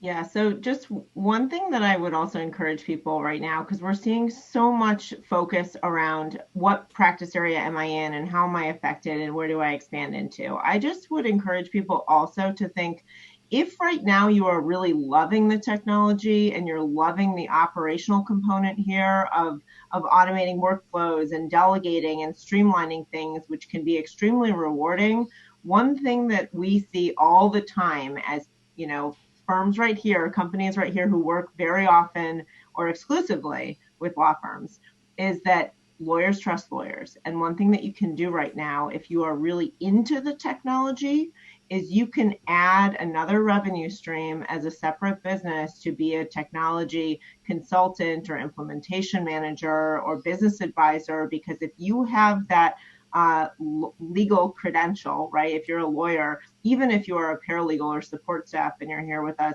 I would really encourage you to potentially see a bridge as a revenue opportunity to help other firms do maybe what you're doing really well, because there is going to be a huge demand for that for firms who see the demand but need to streamline and automate themselves. And that is something that could be an ongoing forever business opportunity, or it could just be in the short term.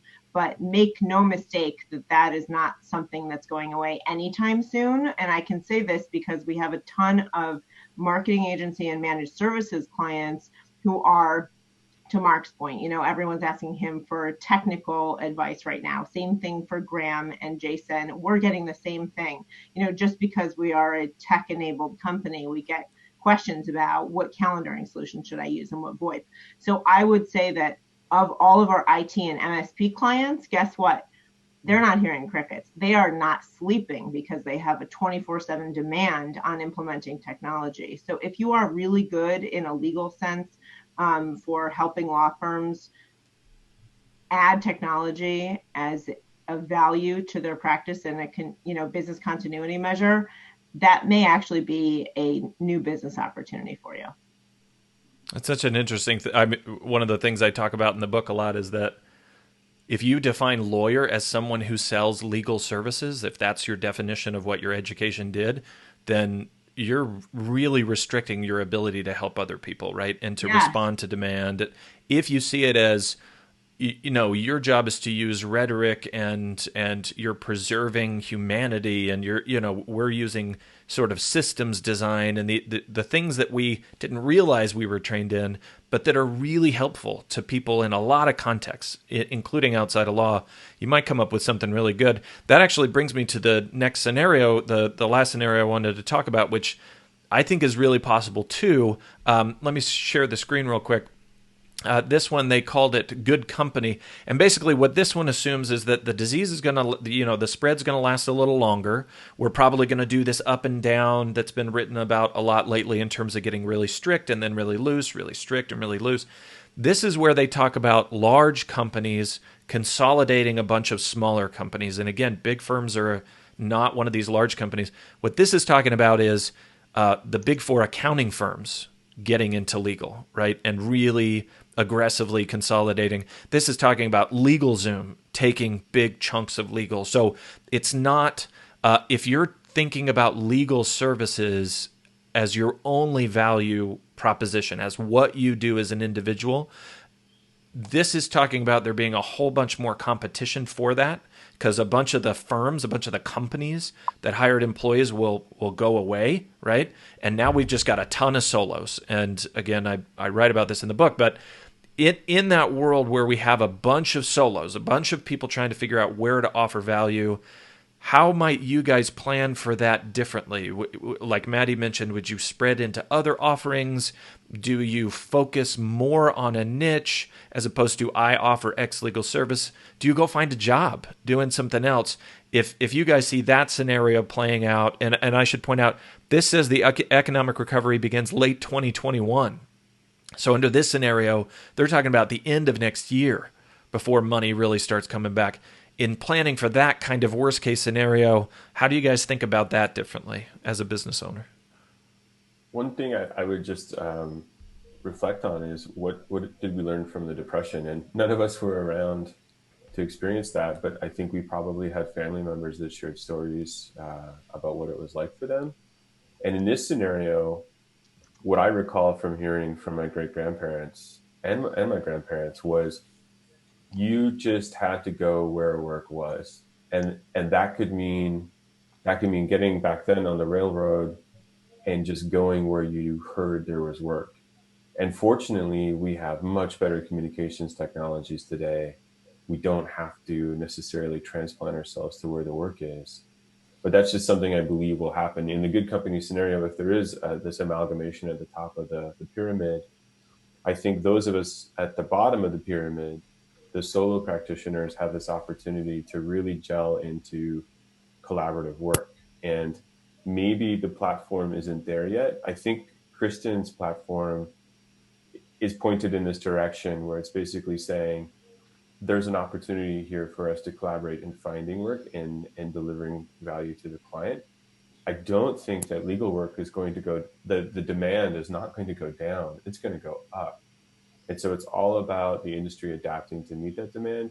And to Nefra's earlier point, maybe it is about being more flexible and understanding that direct exchange for value for the client in a very different payment method. Maybe we look at something we haven't even done before. Maybe lawyers imagine a way of getting compensated as a form of pooled resources. I don't know, but I do think there's an opportunity for this kind of peer-to-peer scenario, the network that you talk about in your book, Mike, that allows for us to be much more effective and nimble and reactive than even the large amalgamated company. So in this scenario, although that's kind of terrifying to see the top just turn into big monopolies as they did in the Great Depression, there is this opportunity for the bottom of the chain to be much more organized and supportive of each other than the last time our society went through this. Yeah, I don't want to unfold the book, but definitely I don't predict that that's what will happen, but I hope that that's what will happen, that these solos will stop thinking of themselves as so solo. Because in a lot of industries, it's these networks of solos that create the same power as larger companies, right? And how they can work together. So I don't want to be, I hope that this doesn't happen this way, but if it does, I think it might force us to do some stuff that we probably should be doing anyway. right? What about the rest of you guys? Any thoughts on if cash is really slow, on how we might adapt thinking? I'll frame it this way. There was a really cool Marketplace interview about the Secretary of the Future. You can go find it. I might add it to the comments below. But this guy talked about industries and companies go through three phases. It's compliance, doing what everybody else does. It's efficiency, which I think is really the scenario we talked about before, where we're doing what everybody else does, but faster. And then it's innovation. And one of the things about this scenario is it says technology adoption won't just be doing the same stuff faster. It will make us go, why are we having this hearing in the first place, right? What is the nature of justice that we're trying to get out of this thing? If it lasts this long, we'll start to ask some really fundamental questions, and our relationship with the technologies will really change. So any thoughts on that forced innovation? Just that in history, right? Like anytime there's massive innovation, force or whatever, there's a whole bunch of people left behind. And I think that like just you got to be, if you think that's where it's going, you need to have your ears, really close to what you think's happening, and so you can kind of meet the bend as it turns, as opposed to kind of like going this way when everybody else goes that way. I point to an example where there's massive innovation and there weren't tons of companies that just disappeared, right? So that's something people should be concerned about. Yeah, in that scenario, I don't think that if you're of the mindset now that you can stay the same and ride the wave for almost 2 years, you're not going to survive. And even from our perspective at Clio, like we know that too. So we've got to constantly be pushing, and in a lot of cases, leading what we think is going to happen in the way that people should be collaborating and working together. And even throughout this seemingly short period of time, it's like the month that's felt like a year.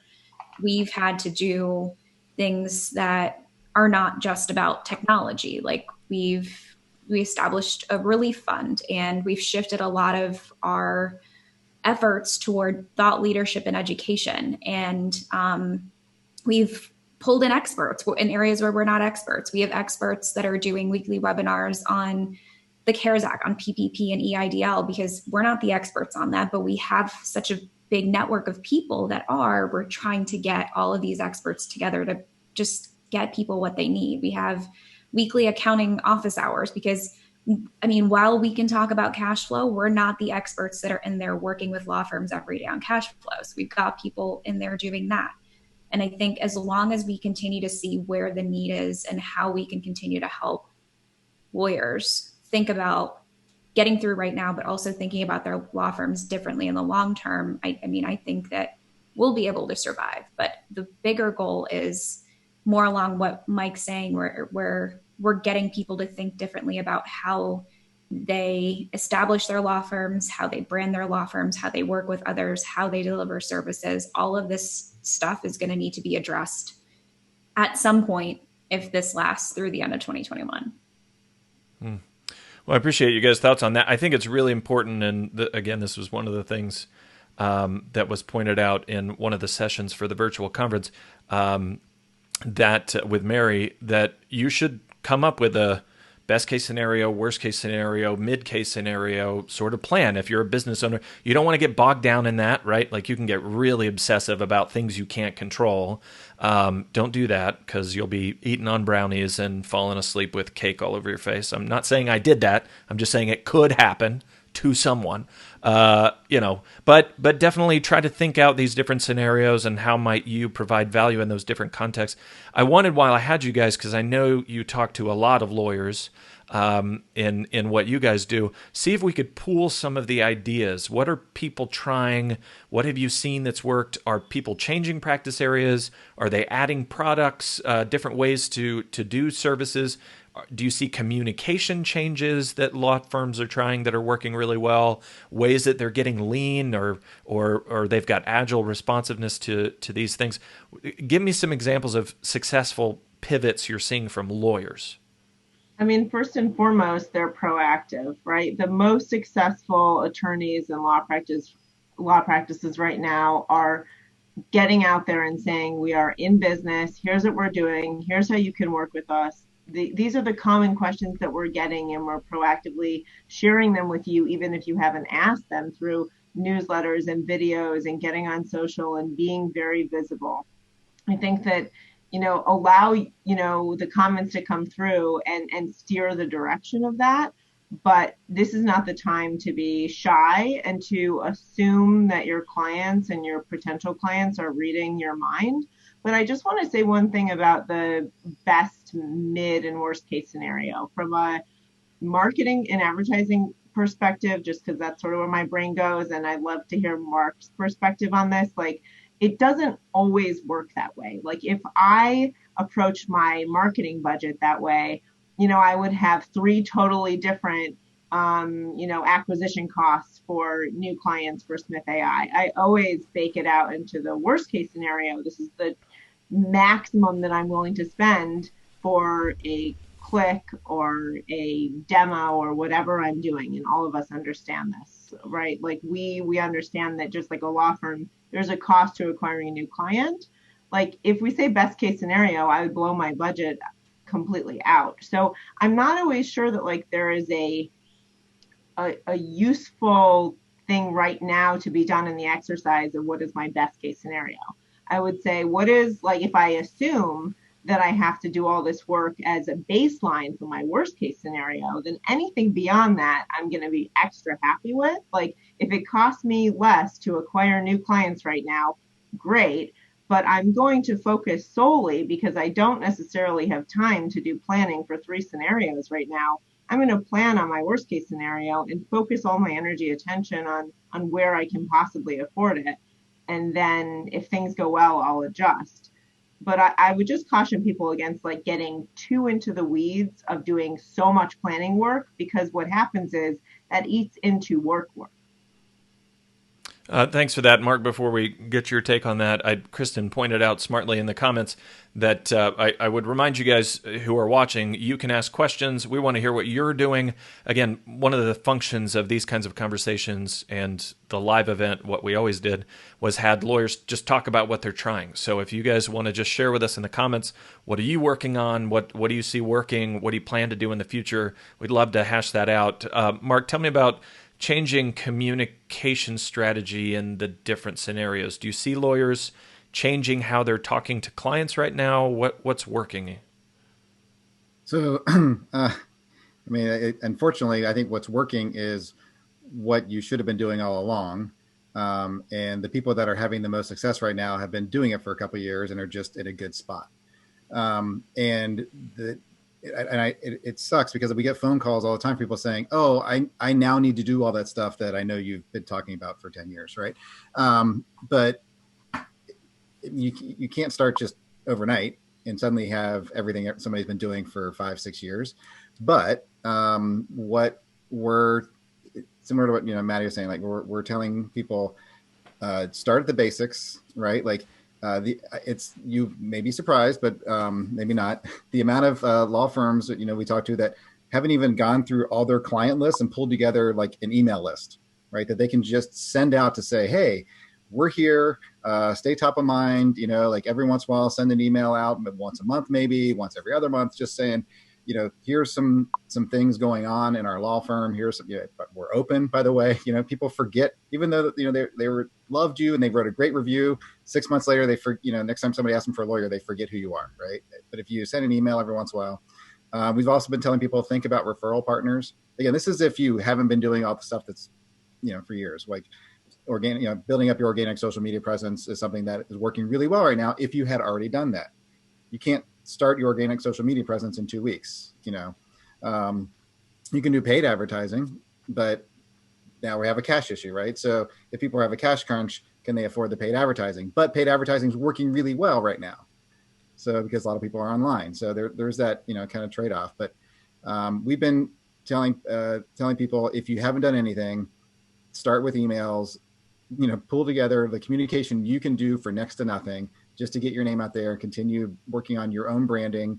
And then the people that if you already have a website, you already have an email list and stuff, do the things you probably know you should have been doing, like creating those, I think Maddie, you mentioned like, frequently asked question type things. Here's all the questions we normally get.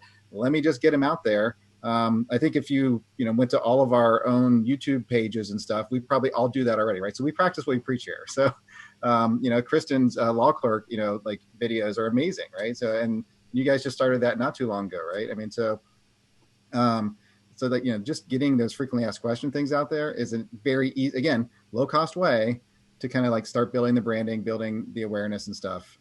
Those are the communication strategies that are going to work right now if you haven't been doing things.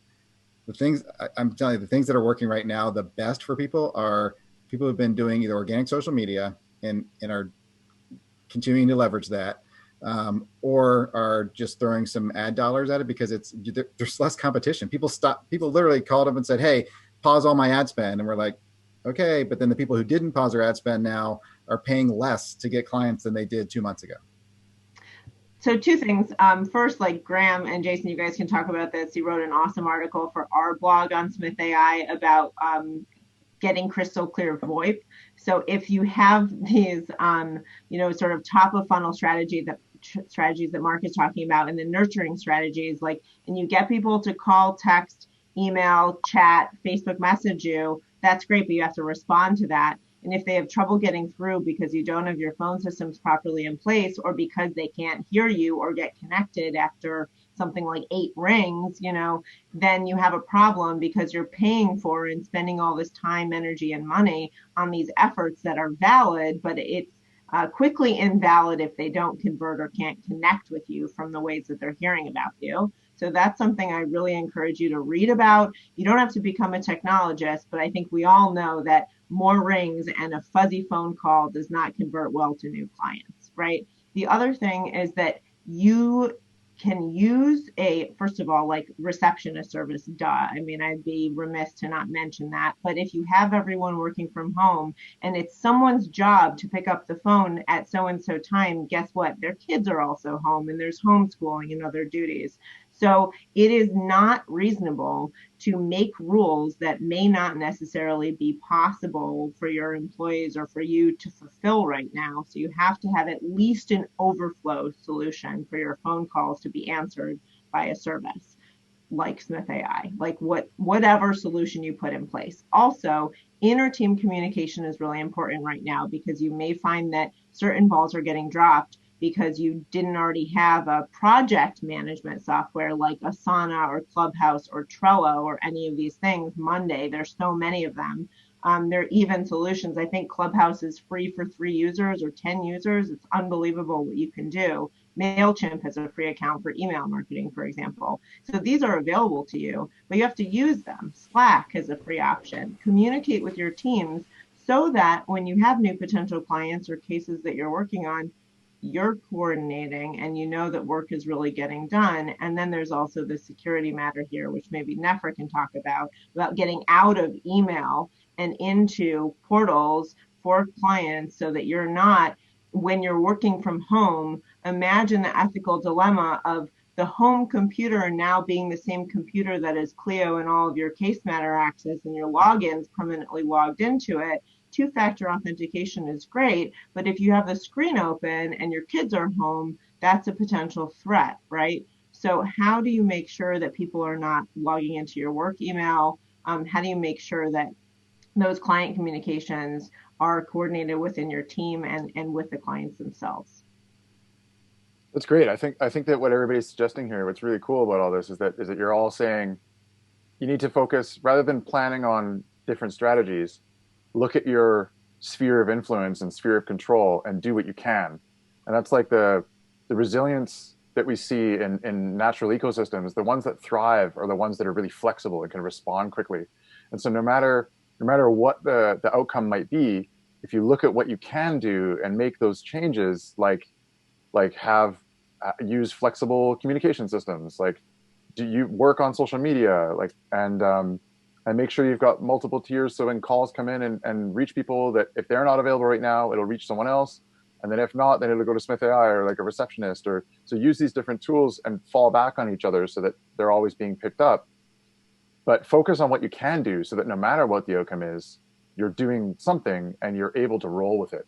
And I think that's the key. And that's what I think everybody's focusing on here, which is really cool, is do what you can and keep your eye on the ball and like keep doing it. And what you can is surprisingly affordable, right? Like that's what I'm trying to emphasize. Like what you can do is not as scary and expensive as maybe you think it is. Yeah, it's not huge and untenable. Just look at start doing something, and small things can make huge impacts. And you can lean on people like us in this room. We're all more than happy to help people out. Like we're experts that people can lean on and ask questions of, and we're available, and we're trying to be as available as we can to help people through, well, what can I do next, and how can this actually work for me? We're here to help everybody out. Yeah, there's a really good book called Everyday Chaos that talks about essentially our feeling that we control stuff has always been a fiction, and these moments like this are just really great at showing us, okay, you can't really control everything, and let that go. You just got to pivot. But I do want to add, Joe Michelotti's in the group, and he asked for kind of ideas and thoughts about conquering fear. How do you think about these things and plan appropriate? Because most of the people watching this are business owners. They have to do some business planning. It is, frankly, I think it would be totally irresponsible for you to think, I'm going to do the same thing tomorrow that I did yesterday. You have to think about what's going on right now and what's likely to go on soon. So how do you get any tips on that, especially Nefer or Kristen, as you're dealing with these pivots that people, as these different people are pivoting, how do they balance that need to pivot with not freaking out? So I've been running some practice area meetups through our online shift, our own online shift. And we've had a lot of really fun guests on these practice area meetups. And two people that have really stood out to me have been people who are like taking in the reality of everything, trying to do some business planning, have not made any drastic cuts to staff, but maybe have cut back on certain things here and there. And they're willing to channel that fear into some pretty clear experiments. Like, I have this hypothesis that I know who my ideal client is, but there might be this person out there who doesn't feel like the first step to getting their case handled is talking to a lawyer. So I'm going to have this much available on my website, this much transparency, and I'm going to use like 90% of that automation system that I had ready. I'll just put in that extra 10% to get it there and launch this thing and see where it goes.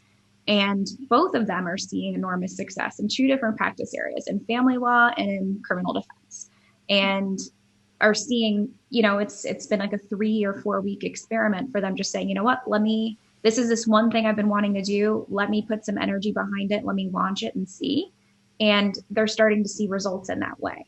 So channeling that fear into something that maybe was an idea that you wanted to do for a long time might be the best way to channel that energy right now, and maybe see some results for your business, or not, but better than doing nothing.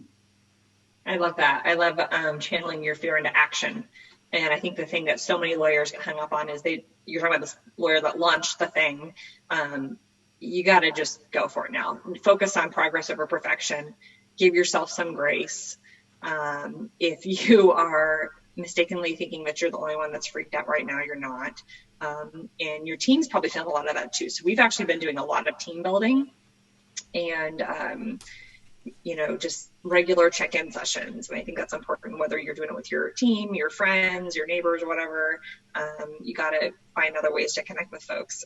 One thing that we did that was really fun, we did a Spirit Week for the company. And so we have a daily 4:30 Zoom call, and we're still small enough we can get everybody on the one screen for Zoom. So that's good. But, we had like a dress up theme and asking goofy questions, and like, you just got to do something to distract yourself once in a while. But all in all, I was going to say, I was exactly what Nefer did. Just get into action, whether it's action on your business, it's go take a walk, move your body. That always helps me feel a lot better about the whole world, and just progress over perfection right now. Give yourself some slack.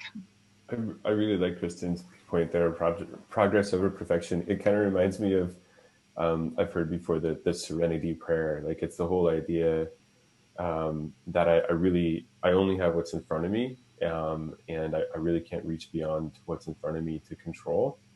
I think one thing I would say, and I know, Mike, you've made this comment too, about being careful about how much down the rabbit hole you go with news consumption. I think we're all the types of people here that would encourage you to be well informed, and lawyers are the types of people that like to be well informed. So be well informed, but maybe diminish, if you're finding your anxiety level is really high, maybe diminish the total quantity of news that you consume. Like, maybe once a day check in and keep it to a half hour. I think that will make you feel a little less distracted by the things that are beyond your sphere of control, and find that equilibrium between the sphere of influence and control that Jason was mentioning. If you feel just like you're stretched out, you're going to feel like you have no power and no ability to create positive change around you. And the other thing that Kristen said that I think is great is this idea of, well, one, do your daily check-ins with your team if you can, or at least your group if you're as large as Clio. And I'm sure you guys are already doing this, but give yourself the opportunity to look at other people in the face, in the morning, and say, how's your day going to go? What can I help you with? Is there anything that we can do as a team that you thought, you were stuck alone doing? And just the idea that there are more people out there in your team that can help you out. It's so obvious, but if you don't get into the habit of it, the feeling of isolation will happen, because we all are in our own homes and not socializing the way we would normally implicitly socialize. I think there's one thing that I would suggest is kind of strange. Use speakerphone to just hang out with a coworker. Now, this is kind of simple, but if Jay and I do this all the time, if we have kind of a larger concept to get through that takes some time, and maybe we're collaborating on a document, we'll actually put ourselves into just an open chat without video, because we're focusing on our screens. And there's this sense of togetherness like we get when we're sitting together at the office that is actually really soothing and supportive. And the thing that you don't know how to do on your own, like if to Mark's point, if you're trying to get out there and do marketing you've never tried before, or you're doing social media, like, talk through it with someone else. You're not actually alone. And if you're a solo practitioner, then get on the phone with another solo friend and just talk it through. There's one other thing I would say about the way that you can interact with your team that's important, and I think Kristen also mentioned this. We have this practice in our team, and we had this well before we all went into working remotely, which is have a hangout, a meeting of the whole group, and the rule is you're not allowed to talk about work. You actually spend time together and you just share bits of your day and how you're doing, and try to do this once a week. So for us, we do it Friday afternoons as a way to transition away from having work take up all of our mental space, and just lean into what it is to be a person. And it's okay. You'll be pretty surprised when your team members are doing the cope and adapt. And I mean, I'm really impressed with some of the things that our team members are doing. They're things that I would not think of that are great. And some of them are stories about like what kind of group games they can play with others online. One of our team members, who's a little younger, discovered that he could have beer pong with friends online, which maybe I'm not suggesting as a behavior, but I do like the innovative approach to it. So there are other people that are finding really cool ways to be in a different way than they were before. And if you don't take the time to connect with them, you'll never discover them. So just reach out and spend time with people. It's relatively simple. I think that's really helpful, and everything we've talked about, that you guys have talked about, I think is really helpful. Emily makes a point that I think will lead to us wrapping up here. She said, I think one issue that business owners are having is that it seems like there's a small window of time to implement to whatever you pivot, because we might quickly have to pivot again. And I again, to get back to the broader picture, I think that was always true. I think we just realize now that it was always true. And one thing I would encourage everyone to do, there's a book called 12-Week Year, but it basically is do projects that have a 12-week horizon. It's far out enough that you won't judge yourself too quickly, but it's close enough you'll actually finish it. Do the next thing. Get to the next thing. On that, I do want to point out that everyone here is part of a company that has sponsored the virtual event. The Lawyer Forward virtual event is available now. You could just go to lawyerforward.com/virtual and sign up for it. And each of these companies has supported you, solo small firm lawyers, in trying to make the pivots that you have to make now. So what I want to do is give each of you the opportunity, I don't know if make the pitch is the right phrase, but to tell us, what can you do for us right now? If I'm a solo small firm lawyer, what can you and your company do right now to help us improve this moment that we're in? Nefer, I think I'll start with you if that's okay. Tell us about what Clio can do right now to help us. Sure. So for people that are looking for practice management, paperless client intake, CRM, time and billing, all electronic, trying to eliminate some paperless processes, that's where we come in. We have a ton of wonderful integration partners like Maddie, like Corvum, like Kristen and Law Clerk, and a ton of other partners and consultants willing to support your journey and help you get on board, like Mark and GNGF. And like I said, we ran the Quick Start program and we're seeing a lot of success there. Our support team is available to you 24/5. We also have the Legal Relief Initiative that is constantly growing and in flux and ready to support lawyers through this time. We are always looking at other experts in the industry and looking at the legal industry as a whole and what's happening. So we produce things every year like the Legal Trends Report. Our CEO is an author of an amazing book called The Client-Centered Law Firm. So if you're looking to read and think about ways to change your practice, pick up Client-Centered Law Firm, pick up Lawyer Forward, get some reading done. But we're here for you as well. So as a part of sponsoring the Lawyer Forward conference, we've also extended a 10% discount to any of you that are interested in giving Clio a try, and we'll be here to support you and get you up and running pretty quickly. Thank you, Nefer. Mark, what about GNGF? What can you guys do right now to help this group? So right now, we're happy to provide all kinds of resources people can use to leverage things, the small things they can do.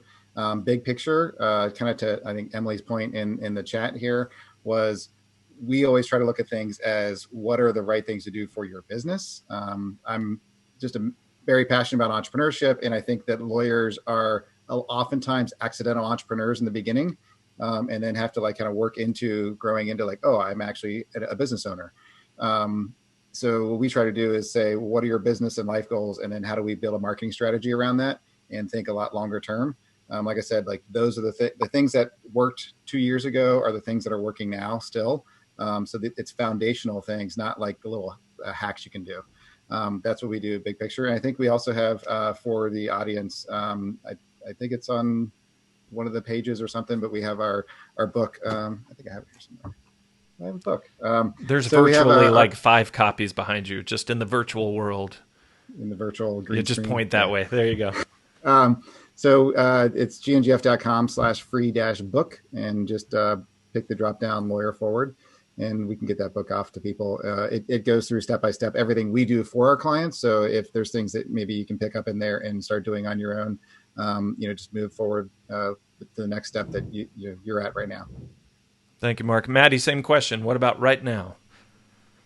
So right now, the most important thing is to protect your reputation and your pipeline of new clients and your communications with existing clients who are contacting you, not just by phone, but also through web forms, on chat, on text, on Facebook. And Smith AI is positioned to respond on your behalf on all of those channels. You can even forward, new client interest emails to us, and we'll call them back using your business phone number.